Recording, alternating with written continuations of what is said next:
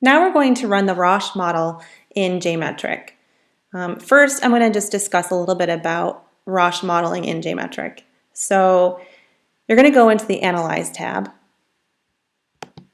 And as you can see, up at the top, you've got frequencies, descriptives, and correlation. These are the same things you can use for binary or polytomous items. And then it comes down here with item analysis and Rasch models. So I'm going to go ahead and go to the Rasch models. And as you can see down here, we have global, item, and person.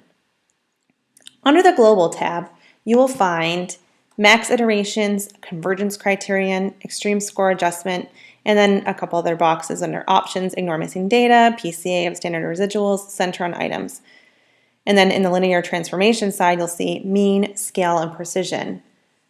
So two of the options listed on the global estimation panel pertain to the JML algorithm. Max iterations refers to the maximum number of iterations in the JML algorithm. It is the maximum number of times that the algorithm will switch between updating item parameters and updating person parameters. The default value is 150, which should be adequate for most data sets. JML iterations will continue until the algorithm reaches the specified in the max iterations text field, or until the maximum change in logits is less than or equal to the value specified in the convergence criterion text field of the global estimation panel. The default convergence criterion is 0.005. After you run a Rasch model analysis in JMetrik, the number of iterations and the maximum change in logits at each iteration is listed in that log. It's a good practice to check this information after each analysis to ensure that the algorithm converged and did not reach the maximum number of iterations. If you did reach the maximum number of iterations before satisfying the convergence criterion, run the analysis again using a larger value for max iterations. Run the analysis for as many iterations as necessary to reach the convergence criterion. In most cases, the convergence criterion can be reached in a few iterations. You have two options for handling missing data in a Rasch model analysis. The default option is to ignore missing data by selecting the Ignore radio button right here. When this option is selected, item and person parameter estimates are based on the available data. It is common to use this option when there is planned missing data, such as data from a computer-based test or data that combines responses from multiple test forms. It's also common to ignore missing data when the analysis is aimed at obtaining item parameter estimates for item banking.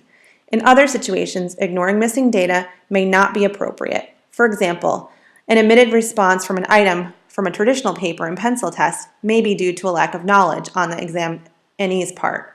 Consequently, it may make more sense to score this type of missing response as incorrect when producing an estimate of examinee ability.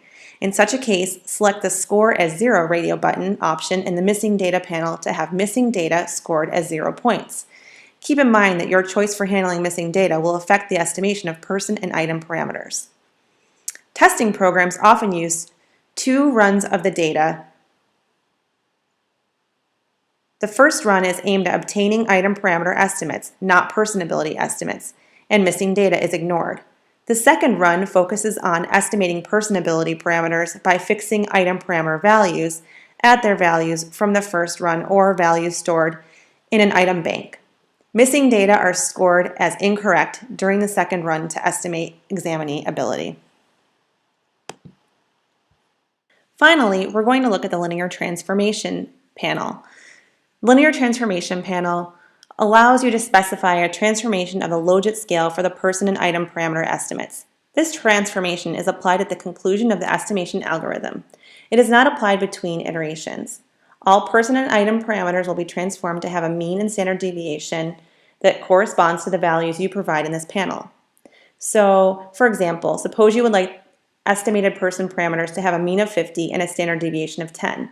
Enter 50 in the mean text field and 10 in the scale text field to apply this transformation.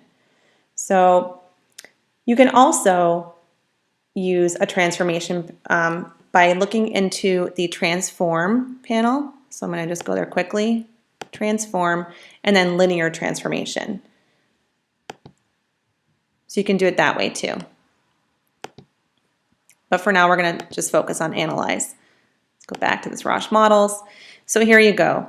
And then the precision text field in the linear transformation panel refers to the number of decimal places retained for item and person parameters after the transformation is applied. The default precision is 4. You don't really want.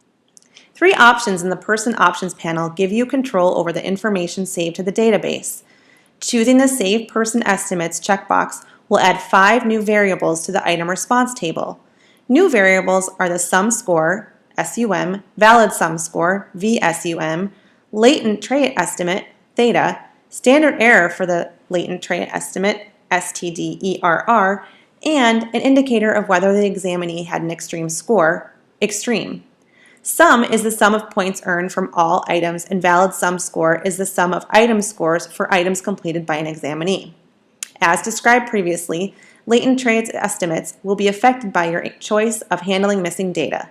The default method is to ignore missing data, but you may want to change this to score as 0 when producing person ability estimates. When you select the Save Person Fit Statistics checkbox, JMetrik will add 4 new variables to the item response table. The new variables are for the weighted mean squares, WMS, standardized weighted mean squares, STD-WMS, unweighted mean squares, UMS, and standardized unweighted mean squares, STD-UMS, fit statistics. JMetrik will use unique item names each time the person estimate and fit statistics variables are added to the table. It does this by adding a number to the end of each variable. For example, if you run the analysis twice with the option to save person estimates, the person ability values will be stored in a variable called theta from the first analysis and theta1 for the second analysis. The number added to the end of the variable name represents the order in which the variables were created. Finally, the Save Residuals checkbox will produce a new table that contains residuals values when selected. The number of rows in this table will be the same as the number of rows in the original item response table, and the number of columns will be the number of items included in the analysis. When you select the Save Residuals checkbox, a text field will become active, and you can type a name for the new table in that field. Use this new table to check the assumptions of local independence. Now we're going to run the analysis. We're going to go to the Analyze tab, Rasch models. We're going to keep everything the way it is, and we're going to run. Okay, so looking at this, we look and see that number 18 is the most difficult. It's negative 1.97. And then as you scroll up here, the number that's closest to 1, which would be 0.65, is item number 10, is the easiest number, or the easiest item, I should say. So we have that information right there. All of the items appear to have good in-fit and out-fit statistics. So we looked at the item difficulty and the easy, from the easy to the difficult earlier.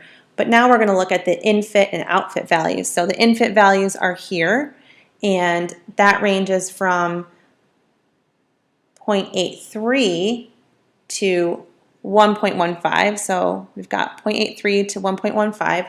That shows good in-fit value. And then the out-fit values range from 0.77, which is down here, to 1.14.